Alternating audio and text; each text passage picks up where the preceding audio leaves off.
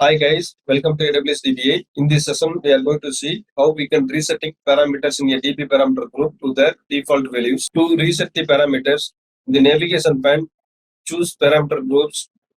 In the parameter group page, choose your parameter group, then choose action, then choose reset. In the confirm setting page, you need to choose setting values to default. In the navigation pane, choose databases. It will take some time to modify.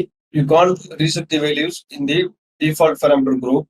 In the navigation pane, choose databases. In the database page, choose your database. In this page, choose configuration tab and scroll down.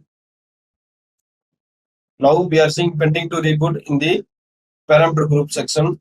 You need to choose action and click reboot. In the reboot DB instance page, need to choose confirm. Now DB instance state is rebooting state. It will take some time to available state. After DB instance available, you can check the parameter values after reboot is completed. You need to check the parameter values, change it to default value or not. For copying DB parameter group, you can refer next video in my YouTube channel. Thanks for watching this video. Please subscribe and refer to your friends.